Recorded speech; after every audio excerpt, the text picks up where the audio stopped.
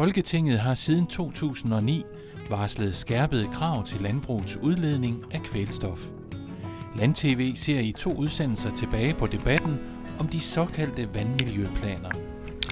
Hvorfor reduceres bestanden af ålegræs i Limfjorden, samtidig med at vi gennemfører den ene vandmiljøplan efter den anden og reducerer næringsstofferne? Mit største problem det er de sidste 10.000 tons kvælstof, som er defineret endnu. Og hvis man kommer med en generel normsænkning, så får vi et problem. For så kan jeg avle nok foder på mine marker, og så skal jeg enten skaffe mere jord eller reducere i mit dyrehold. Og ingen af de 2 dele har jeg råd til. Vi begynder i Vendsyssel, hvor Land-TV i marts 2010 besøgte en svinegård, der allerede har investeret millioner af kroner i miljøteknologi.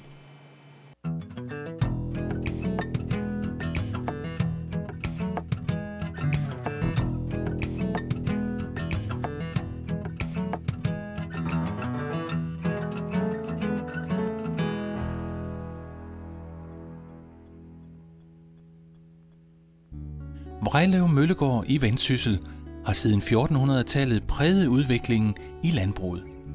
Gården drives i dag sammen med 3 andre ejendomme af Christian Kjær og sønnen Thomas. Da Christian Kjær og hustruen Grete overtog Vrejlev Møllegård i 1970, var der 13 grisesøer i stald. I dag er der 1700. Sammen med produktionen af slagtesvin er der derfor en stor mængde gylde på de 4 ejendomme. Gylden spredes på Vrejlev Møllegårds marker, der er vokset i takt med antallet af dyr. Gylde indeholder vigtige næringsstoffer som kvælstof, der er godt for planterne, men skadeligt for miljøet, hvis der kommer for meget gylde på markerne. Christian Kjær har derfor i en årrække deltaget i udviklingen af miljøteknologier, der skal mindske landbrugets påvirkning af naturen. Vi er nødt til at sige, at det er tro. Men vi har jo gjort en hel del forsøg, og der kan vi se, at der er en lille gevinst.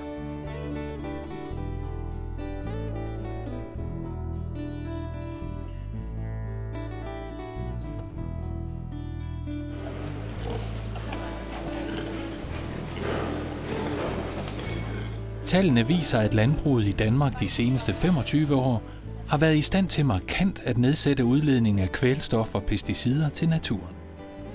Danske landmænd er derfor trods en øget produktion blevet mere miljøvenlige.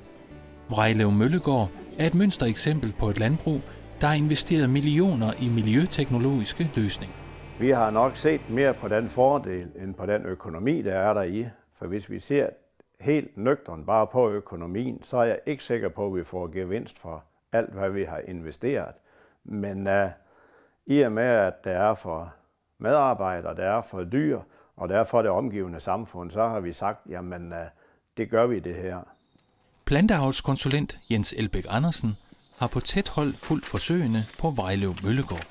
Her har man brugt teknologien til at få lov at udvide, og man har så brugt den forholdsvis massivt for at se, hvor langt man kan komme den vej. Og det har fungeret fornuftigt, vil jeg sige. Altså, vi har en gødningsplan, der fungerer. Det fungerer ude i marken, men det har nok også kostet nogle penge, nogle lærepenge og nogle penge undervejs til løbende omkostninger.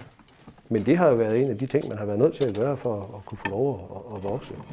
Når man investerer i miljøteknologi på husdyrsiden, altså forsuringsanlæg eller separationsanlæg, så er det som hovedregel for at få lov at lave en udvidelse, for at få lov at flere dyr.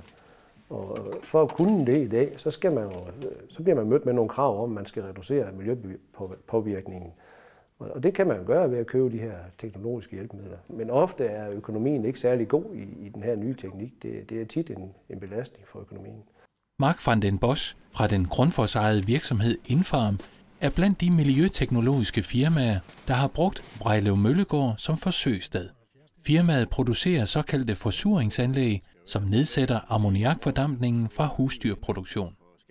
Det her er en ret atypisk bedrift, må man sige, i og med, at der er blevet investeret i flere miljøteknologier på samme sted. Der er både et forsuringsanlæg, så er der et separationsanlæg, og så er der også yderligere nogle anlæg, som gør, at gylden bliver udnyttet bedre i marken. Så det er lidt atypisk. Der er ikke ret mange landmænd, der har gjort så meget for miljøet, som Christian har gjort her på sin bedrift. Vores primære bidrag til miljømålene her på bedriften ligger i udslippe af kvælstof fra stald, lager, og også mens man bringer gylden ud på marken. Der ved siden er der så indflydelse på drivhusgasserne, som er kraftigt reduceret i kraft af, at der er installeret et forsuringsanlæg. I Folketinget forbereder politikerne nye krav til landbrugsproduktionens påvirkning af naturen. Det sker gennem regeringens grøn vækstpolitik og de såkaldte vandplaner, der blandt andet skal nedsætte landbrugets brug af kvælstof. Det vil jo få nogle ret fatale følger for vores bedrift. Det vil jo sige, at vi vil få endnu mindre kvælstof til rådighed til vores markdrift. Og der synes jeg jo nok i dag, at vi er ret meget begrænset. En større begrænsning, jamen det vil komme til at gå ud over vores udbytter. Og det er sådan, at hvis vi skal virkelig reducere den, som der er lagt op til, så tror jeg, det vil blive meget svært at reducere den med de mål, hvis vi også skal drive et landbrug, vi kan være bekendt og få et lille udbytte ud af. Lige her og nu, der kan vi ikke pege på, at der er noget, vi kan gå ind og gøre. Der er nogle muligheder for, at vi kan tage nogle arealer helt ud af drift, og så bruge dem til at rense det vand, der vil naturligt afledes fra vores marker. Og det er sådan noget af det, at vi er ved at kigge på, om vi kan finde nogle steder, at man kan ligesom rense det. Men det er jo igen en omkostning. Vrejlev Møllegård var det første landbrug i verden, der etablerede et forsuringsanlæg og benytter i dag løsningen på alle 4 ejendomme. Det er en dyr løsning, og der er derfor kun 69 andre store svine- og kvæglandbrug i Danmark, der har tilsvarende anlæg. I et forsuringsanlæg starter vi med at sluse gylden ud fra stalden. Det gør vi igennem nogle store ventiler, som sidder på den anden side af det, hvad vi kalder en processtank. Når gylden er blevet sluset ud i den her processtank, bliver ventilen lukket. Derefter sætter vi koncentreret svovlsyre fra den her svovlsyrebeholder, og vi regulerer gyldens surhedsgrad. Det kalder man for pH-værdi. Vi forsøger at opnå en pH-værdi på 5,5, og den måler vi med den her pH-måler. Når vi har opnået den ønskede pH, og dermed har forhindret, at kvælstoffet kan slippe ud, pumper vi gylden tilbage til stalden. Gyldeteknologi er dyrt, fordi gylde er svært at håndtere. Gylde kan være meget forskellige fra ejendom til ejendom. Der kan være nogen, der har en meget tyk gylde, og nogen har en tynd gylde, der kan være halm i, der kan være rigtig mange ting, der gør, at gylde opfører sig forskelligt fra stald til stald. Og derfor så er teknologien er vanskelig at håndtere. Og det har vi jo set gennem mange år. Det er sjældent, at de firmaer, der laver sådan noget, de overlever ret længe, fordi de render ind i alverdens problemer. Med et forsuringsanlæg landbruget giver en yderligere mulighed for at nå den miljømæssige forbedring, som de skal nå for at kunne få lov til at udvide deres bedrifter. Når ikke man har et forsuringsanlæg som en valgmulighed, kan man således kun vælge mellem nogle andre miljøtekniske løsninger. Der bliver altså giver en ekstra løsning her, som landbrug kan gøre brug af. Men der ved siden af er der altså en række sidegevinster, som også er meget interessant for landmændene. Det kvælstof, der ikke slipper ud, det bliver i gylden og kan således bringes ud på markerne og anvendes af planterne, som jo har behov for kvælstof. Derudover er ammoniak i staldluften skadelig for både helbredet af både mennesker og dyr, så også der er der en gevinst for landmændene, når den aggressive ammoniak ikke er i luften. Til slut er der så drivhusgasserne. Gyldeforsuring har en meget positiv indflydelse på udslip af især metan, som er en ret kraftig drivhusgas. Derfor er det også set fra drivhusgassiden enormt positivt at installere et forsuringsanlæg. Det største ulempe er nok, at det koster penge. Det er ikke gratis at køre med et forsuringsanlæg, og gevinsterne opvejer ikke de samlede udgifter, når man tager både investering og forrentning med i betragtning. Derfor er det selvfølgelig en belastning for landmanden, at han skal investere i et forsuringsanlæg for at kunne få lov til at udvide sin bedrift. For at gøre gylden mere miljøvenlig og anvendelig på marken, har Vrejlev Møllegård også investeret i et såkaldt separationsanlæg. Det deler gylden i tykt og tyndt. Den tykke del består af fibre og minder meget om spagnum. Restproduktet indeholder og anvendes til produktion af biogas. Håbet er, at fiberdelen på sigt også kan bruges til produktion af biodiesel. Så har vi jo udvidet det sidenhen, at vi fik det første forsuringsanlæg med at separere gylden og prøve separere det uorganiske kvælstof fra, og så afsætte det til biogasanlæg. Og der får vi en gylde, der er mere homogen. Vi får en gylde, planterne de optager i det øjeblik, vi kører dem ud til den, sådan at når vi har kørt gylde ud, så ved vi, at planten den bruger det i vækstsæsonen. Hvorimod, hvis at der er for meget af det der fiber med, jamen, så er det noget, der strækker sig over en længere periode, hvor at det nedbrydes. Og det nedbrydes både, når planterne de optager det, og når de ikke optager det. Det er sådan i dag, at vi kører nogle forsøg. Eller, det er ikke os, der kører nogle forsøg, men vi afleverer noget af det her til et firma over i Herlev, der hedder SCF Teknologi, som har udviklet en metode, hvor man kan lave biodiesel af det. Og det er faktisk sådan, at sådan en håndfuld som det her, det kan de lave biodiesel af på en halv time ved en proces.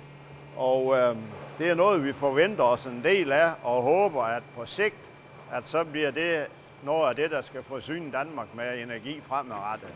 Et miljøproblem kan altså vendes til grøn energiproduktion, hvis det kan betale sig at investere i de teknologiske løsninger. På Vrejlev Møllegård bruges den moderne miljøteknik også til forsøg ude i marken. En sensor og en GPS på traktoren registrerer mængden af grønne planter, så forbruget af både gødning og sprøjtemidler kan tildeles meget mere præcist, og kun der, hvor der er brug for det. Her har vi så traktoren, der vi bruger til vores forsøg. Og det hele er centreret omkring sensoren, som sidder deroppe. Det er den blå kasse, der sidder oppe på taget. Og der sidder ude i hver side af den herude et lille kamera, som måler ned på jorden. Den måler et 3 meter bredt bånd på hver side af traktoren. Og der måler den så, hvor meget grøn biomasse der er. Og de data bliver så sendt ind i traktoren til en computer, der sidder der. Og lige nu har vi en sprøjt bagpå. Og hvis det er det, man kører efter, man sprøjter ukrudt for eksempel, så kan computeren skrue op der, hvor der er meget biomasse. Den kan skrue ned der, hvor der er lidt. Så man i stedet for at bruge den samme dosering over det hele, jamen så graduerer man efter biomassen. Hvis det var gødningsforsøget, vi havde kørt i, jamen så sætter vi en gødningsspreder bagpå, og så putter den i computeren. Og der vil det så fungere sådan, at der, hvor vi har en lidt åben plantemasse, hvor planterne er lidt for små, der giver den mere gødning, og der, hvor vi har en tæt plantemasse, der giver den mindre gødning. Og det er simpelthen konceptet i det. Og i princippet er det forholdsvis nemt at anvende, fordi computeren styrer det hele, så manden i traktoren, han skal sådan set bare holde øje med skærmen, og så med, at han kører det rigtige sted. Vi har kørt marken over, som ligger lige her uden for ejendommen. Det var en hvedemark, og den er kørt over lige før høst, på det tidspunkt, hvor man ofte bruger noget Roundup til at bekæmpe kvik med. Og der har vi simpelthen målt grøn biomasse. Og den blå farve her, som I kan se hernede, der er hveden helt moden, og der er ikke noget grønt tilbage, så der måler den stort set 0. Og så går den over i den grønne og den røde, når der er mere grøn biomasse. Og vi kan se her, at den har fundet nogle pletter herinde i marken, hvor der er noget grønt. Og så har jeg gjort det, jeg har sendt en af mine konsulenter ud med en GPS, og han har så gået ud i marken og fundet noget rodekrudt, nogle padderokker her, som han har gået udenom og tegnet ind, hvor de er henne. Og som I kan se, så har sensoren faktisk fundet dem 100%. Og det giver jo nogle perspektiver, for så kan man nøjes med at sprøjte den del af marken, hvor der er noget at sprøjte efter, og så kan man lade sprøjten lukke på de områder, hvor der ikke er behov for at gøre noget. Og det er noget af det, vi vil prøve at undersøge her over de næste par år.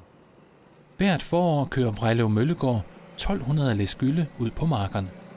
Den mere præcise måling af planternes gødningsbehov gør det lettere for landmanden at sammensætte den rigtige blanding af gylde og kunstgødning. Her har vi jo konceptet bag vores gødningstildeling på en ejendom som den her, hvor vi har rigtig meget husdyrgødning. Og ideen i forsøget er, at vi starter planterne op med husdyrgødning, med gylde. Og der har vi jo apparatet her. Så det vi gør først i det her forsøg, det er, at vi kører gylde på markerne med den gyldevogn, der står her. Og det gør vi sådan, som vi nu kan få det til at gå op. Vi bruger typisk 20 tons per hektar. Og som sagt, så har man mange forskellige slags gylde her, så det planterne vil opleve, det vil være lidt forskelligt, alt efter hvad for en gylde de har fået, om det er en stærk gylde eller en svag gylde. Det vil også variere med dagen. Nogle dage har man en god udnyttelse, andre dage har man en dårlig udnyttelse. Men vi prøver at få det til at gå op og køre det ud så godt, som vi kan med gyldevognen. Så bagefter kommer vi med gødningssprederen. Vi har en lille smule handelsgødning tilbage i den kvote, vi nu har. Og det bliver spredt med sådan en spreder som den her, eller også en anden vi bruger i forsøget. Og der bruger vi så sensoren. Vi venter en 3-4 uger, fordi så vil planterne have optaget det kvælstof, der var i gylden, som de nu kan bruge. Så kører vi over med sensoren, og så bruger vi så gødningssprederen til at supplere op med det, der mangler.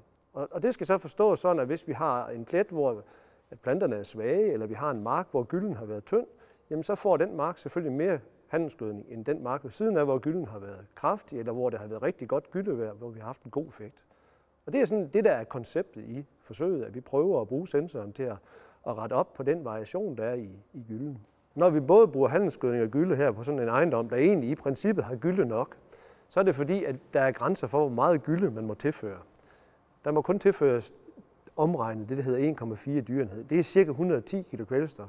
Det her forsøg laves i hvede, og hvede har et behov, der er væsentligt større. Og det vil sige, så må man supplere op med handelsgødning for at nå det, der skal gives til hveden. Så det er simpelthen fordi, man må ikke bruge mere, så skal resten tilføres som handelsgødning. Det har ikke ret mange konsekvenser for miljøet, at man bruger det ene eller det andet. Især ikke, når det er svinegylde, fordi svinegylde ligner meget handelsgødning. Den kvælstof, der er i, er umiddelbart tilgængelig, så det er egentlig ikke, fordi det betyder ret meget for miljøet. Selv før de nye krav om mindre brug af kvælstof, har Danmark i en årrække haft regler, der er skrappere end i andre europæiske lande med en stor planteproduktion. Det mindre forbrug af kvælstof betyder, at dansk korn får et lavere indhold af protein.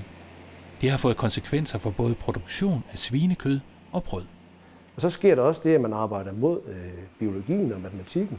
Altså når vi vil gerne høste 7-8 tons hvede på markerne, det er nødvendigt for, at vi kan konkurrere med udlandet. Og så fjerner vi en vis mængde kvælstof i vores afgrøder. Og det skal man selvfølgelig tilføre mindst lige så meget igen.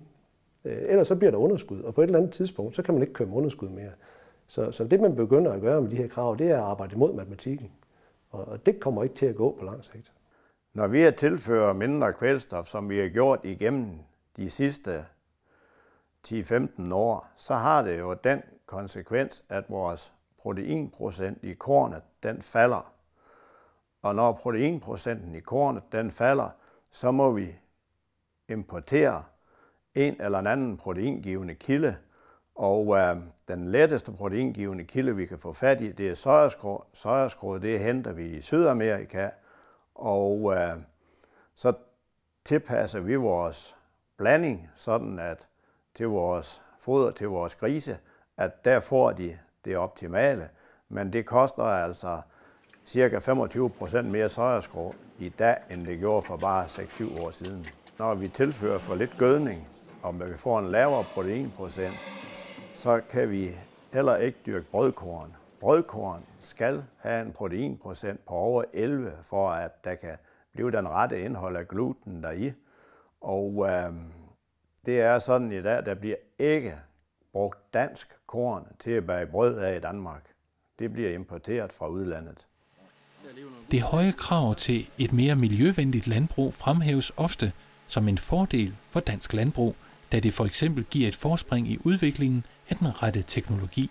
Men på Vrejlev Møllegård har Christian Kjær svært ved at få øje på mulighederne i forslaget til grøn vækst og vandplaner. Jamen det er jo altid en fordel, der bliver stillet krav, men det skal så også være krav, der er både realistiske og de er mulige at opfylde. De sidste krav, vi har fået her, dem tror vi her på stedet ikke på, at vi kommer til at kan opfylde, uden at det vil få nogle virkelig fatale økonomiske konsekvenser og en nedgang i produktionen. Det kan jo ikke nytte noget, man kun stiller krav, som gør det dyrere og dyrere og dyrere at producere, når vi samtidig med skal være konkurrencedygtige på et internationalt marked, hvor man måske ikke tager de samme hensyn. Så der skal være ens vilkår over blandt alle de lande, hvor man som landbrug skal konkurrere med. Det skal altså kunne betale sig for landmanden at investere i ny teknologi. Et firma som Infarm sælger derfor ikke automatisk flere af de miljøvenlige forsuringsanlæg, når kravene bliver skærpet. Man kan sige, at jo strammere miljøkravene er, jo mere teknologi der skal til for at kunne leve op til de krav. Derfor vil strammere krav selvfølgelig kunne føre til en øget anvendelse af vores teknologi. Vores største interesse er dog, at vi forsøger at sikre os, at samtidig med, at der bliver stillet krav til landbrug, at der også bliver givet lempelser, således at miljøteknologien for landbrug kan betale sig. Der er ingen tvivl om, at miljøteknologi vil vinde meget større indpas, hvis der er økonomi i den, og det kan man altså godt lave med et forsuringsanlæg. Der er i dag nogle lovgivningsmæssige forhindringer lagt i vejen, som gør, at man ikke får de fulde udbytter, de fulde gevinster, som man kunne få af et forsuringsanlæg. Og de burde af politiske vej afskaffes, så man tilgodeser de landmænd, som investerer i miljøteknologi, og dermed tager hensyn til deres omgivelser. Og det vil sige, at koster en given miljøteknologi 10 kroner per gris i meromkostning, jamen den får man ikke hjem, fordi når man eksporterer til Tyskland eller Rusland, så er de sådan set ligeglade med, hvad vi har af miljøteknologi i Danmark. Det bekymrer dem ikke rigtigt. Så derfor har det været svært at få pengene hjem igen. Men hvis man kan få en udvidelse og få en mere effektiv produktion, så kan det være, at man henter en rationaliseringsgevinst, der er en stordriftsfordel, som gør, at man kan dække nogle af de omkostninger, der er ved at bruge de her miljøteknologier. De nye krav i grøn vækst og vandplanerne vil påvirke økonomien i alle landbrug. Også på Vrejlev Møllegård, hvor forsuringsanlæg, gylleseparation og de sensorstyrede forsøg i marken i sig selv ikke er nok til at opfylde kravene. Uanset om man gør det, der er sat i gang her, og uanset om vi får vores forsøg til at virke med sensoren derinde, så vil det ikke være nok til at nå de mål, der er i de her vandplaner. Vores beregninger viser et tab på omkring 3.000 kroner per hektar på ejendom som den her, og det vil være meget svært at overleve det. Det vil kun være ganske få, der kan det. Når vi driver et miljøvenligt landbrug, så er det jo egentlig for, at det er jo i vores egen interesse først og fremmest. Og det er i gårdens interesse, de medarbejdere, vi har. Men det er sandelig også for, at det er omgivende samfund, at de har en interesse i det. Det har været målet. Men har det været krav udefra, der har gjort, at I har gjort de her ting? Nej, det har det ikke. Vi ligger jo i et robust landbrugsområde her i Midt-Vendsyssel.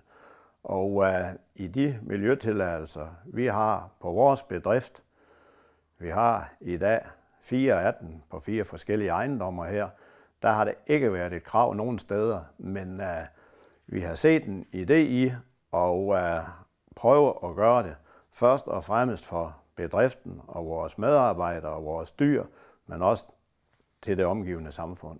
Men har det kunne betale sig? Nej, ikke økonomisk har det ikke kunnet betale sig. Der har det været en udgift. Men vi tror på, at på sigt så får vi den ind igen. Bækken ved Vrejlev Møllegård tilhører et vidt forgrenet system af vandløb, søer, kyster og grundvandsforekomster. Når sneen ved gården smelter, løber vandet således nogenlunde direkte ud i Nordsøen.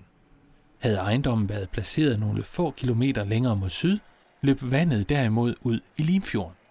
De nye vandplaner taler derfor om såkaldte vandoplande, som der stilles vidt forskellige krav til.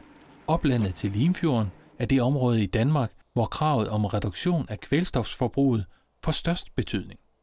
Altså vi skal jo selvfølgelig ikke afskrive, at man kan teknologisk nå videre, end man er i dag, men de krav, der ligger i vandplanerne, er så dramatiske, at vi har ingen teknologi i dag, der kan bringe os derhen. Det er lidt ligesom ude i marken. Vi kan nå 5-10% forbedringer, men her snakker man jo om, at vi skal pille en tredjedel af vores gødningsforbrug væk simpelthen. Det kan ikke lade sig gøre med den teknik, vi kender i dag. Jeg skal da ikke afskrive, at det ikke kan komme i løbet af en 10-20-årig periode, men vi har ikke noget i dag, og vi kan ikke engang se noget på vej. Og samtidig med, at vi står i den her situation, så skærer man ned på forskningen, så der er ikke rigtig noget håb om, at der kommer sådan noget inden for kortere tid.